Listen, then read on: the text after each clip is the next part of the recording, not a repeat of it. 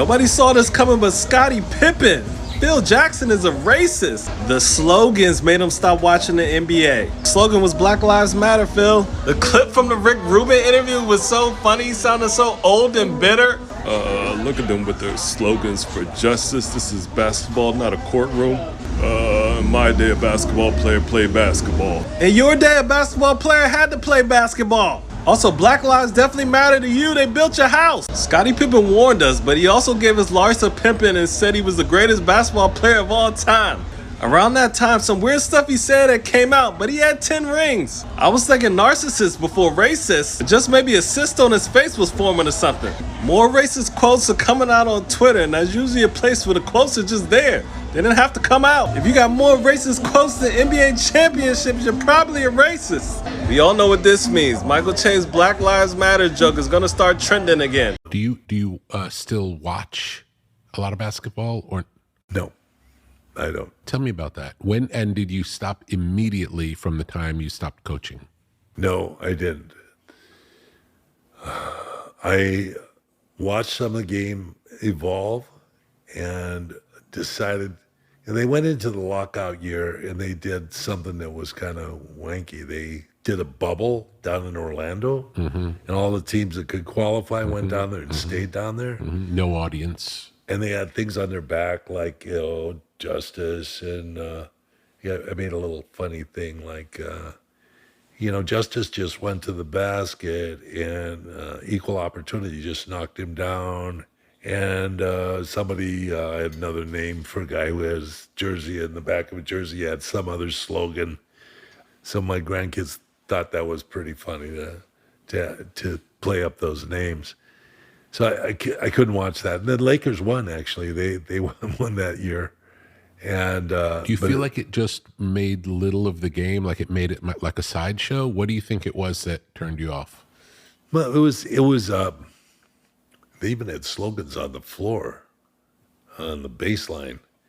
It was catering. It was trying to cater to an audience or trying to bring a certain audience into play. And they didn't know it was turning other people off, People want to see sports as non-political. We've had a lot of different type of players that have gone on to be like, Bill Bradley was a senator, number of baseball players been representatives and senators and political, but their politics stay out of the game. Yeah, it's separate. Doesn't need to be there. Phil Jackson is a racist. In his own quotes, Phil Jackson himself admits that he hasn't watched the NBA since the bubble. And why has Phil Jackson not watched the NBA since the bubble? Because they had slogans on the floor and the baseline, and people want to see sports as non-political. Well, what kind of slogans were on the floor of the NBA during the bubble? Here it is. Right there, Black Lives Matter. Phil Jackson is a bona fide racist, and I'm not surprised though. Pippen had said that when Jackson benched him in favor of Kukoc for the game-winning shot against the Knicks, that he was a racist. And I will remember this as much, if not more, than those 10 championships you won because of two players, not because of you. Look at Bill Belichick. Look at Tom Brady. So don't think that you're that smart, Phil, because you just showed how not smart and how not zen you really are. Roz makes sure to give video a thumbs up. So this is people show their true colors. You just let people talk and they'll show you their true colors. He didn't like seeing Black Lives Matter on the court and on jerseys. He didn't like seeing end racism on the jerseys. He didn't like to see that. Why? And the interview didn't even say nothing about. He didn't ask him why. Why is that so triggering to you? Oh, it's political. But if they'd have came out waving American flags all over the place, they'd have been all for it, huh? It's sort of like, what's up with these old Chicago coaches? First, Mike Dick could come out and be a bitch. Now Phil Jackson coming out being a bitch. I mean, what's going on with the old Chicago coaches? They win championships and they show their true colors years later? Let me know what you think in the comments. Like, comment, subscribe. You feeling super generous, give a super like. Rosmus here, I'm not going to hold y'all. Fuck Phil Jackson. Fuck Mike Dicker. It is what it is. I'm out. About old Phil Jackson. He's one of the greatest NBA coaches ever, and he also is a racist piece of trash. Scottie Pippen was right about that. Now, Scottie Pippen wrong about his place overall compared to Michael Jordan as a player and all that other stuff. But what he said about Phil is true. So Phil Jackson, it was an interview recently, and it says he can't watch NBA basketball today. Well, his angle was the reason why he doesn't watch NBA basketball no more is because back in the bubble 2020, he says they were wearing Black Lives Matter and peace and talking about politics. And he's got a problem with that. He said him and his grandchildren were laughing and mocking him. Sounds like a Klansman to me. Now, it's bad enough he called LeBron and his crew a posse, and LeBron's been doing business with Rich Paul. Bad enough when he said that Allen Iverson and crew were looking like prison guard before they got the dress code. But to say they keep politics out the NBA, well, Phil Jackson, you didn't have two racist owners just lose their teams. Donald Sterling in 2014 and Robert Sarver of the Phoenix Suns just this past year. So what in the earth, wind, and fire are you talking about, man? And you played for the New York Knicks when the running joke was that they thought if they fielded a whole team of black players, they would be known as the N-word Bockers.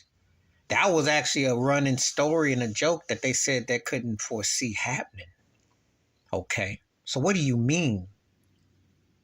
One of your known teammates, Phil Bradley, Democratic senator. What do you mean there's no politics in sports? And do you not know about Bill Russell? When he was winning all those championships in racist Bud Boston, and how some Klansmen broke into his house and defecated in his bedroom. You telling me there's no room for politics in sport? You tell me it ain't political with all these white owners, white general managers, hardly any black head coaches? It's a field, it's plantation. You telling me that? You tell Pat Riley that there was no politics when Western Kentucky and that whole thing in the 60s. You tell me that. You've either been smoking too many joints or you really are in white denial. But I do believe he's racist. And this sealed the deal. To sit there and say that you sitting in there watching with your grandkids mocking because of the racism, do you know?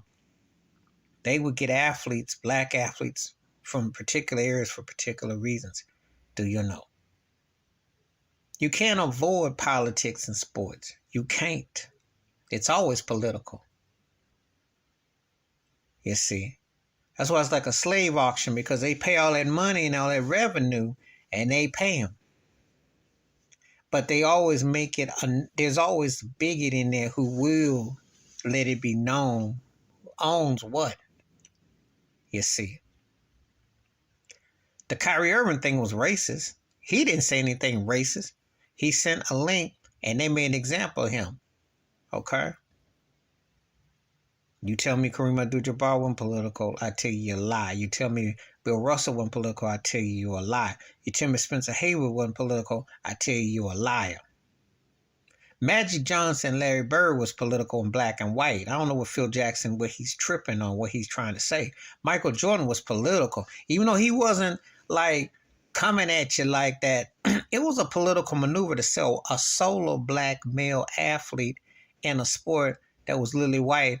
And then when they had Magic and Bird, they had the buddy cop. But that was the first time a black superstar took over. And I'm not talking about Dr. J in Converse, because he was ABA more than he was NBA. But I'm talking about a black superstar was the face of the league.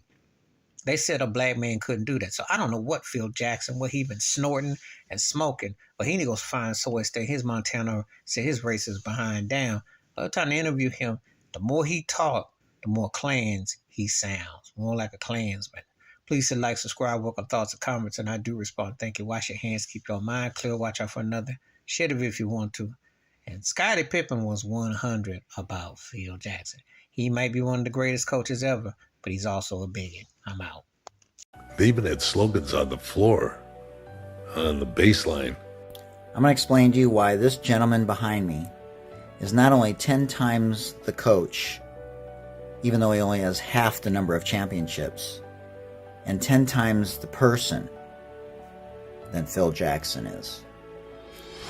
This person right here, for those of you that don't know, is Greg Popovich. He's the head coach for the San Antonio Spurs of the NBA. A simple Google search will bring up a lot of different things with regards to Pop on the court, including his 5 championships, as well as off the court, regarding gun control, social injustice, and many other things. Pop is exactly what we need in this country from older white men who are in leadership positions who leverage their platforms to be anti-racist, to be allies, to talk about social injustice, to talk about gun violence. Unlike the Zen master, Phil Jackson. Phil Jackson has always been very confident, somewhat arrogant, and he's had 2 of the greatest players that have ever lived. And that's the reason why he's got 10 championships. Twice as many as Pop. But you know what he doesn't have? He doesn't have the awareness and the understanding of not only how damaging his comments were today, but how important it is, as I said, with regards to Pop, to leverage his platform as a white influencer, as an ally in the space that he's in, the reach that he could have that I'll never have, and probably that Pop would never have, or Steve Kerr, or JJ Redick, or any other white person, other than probably Tom Brady, Aaron Rodgers, Tony Romo, Troy Aikman, Eli, or Peyton Manning. That's why his comments were so disappointing and disgusting to me. Are you as outraged as I am? This is the type of thing that's going to go away in 10 to 20 years, and I've said this many times. Listen closely, because you can be in denial about it, you can have blind spots, and you can be uneducated about the situation. But Gen Z ain't playing. And people like me are not going to put up with this shit. We're going to plaster it all over social media. Maybe you don't care about stuff like that, but a lot of people do. And the reality is, in the next 10 to 20 years, besides lawsuits, and besides television stations pulling out and advertisers pulling out, the one thing that Gen Z and others will not tolerate is bullshit like this. And I'm telling you right now, this is the power of social media. There are strength in numbers. And when you say stuff like this, it's a part of your legacy. And I will remember this as much, if not more, than those 10 championships you won because of 2 players, not because of you. Look at Bill Belichick. Look at Tom Brady. So don't think that you're that smart, Phil, because you just showed how not smart and how not zen you really are.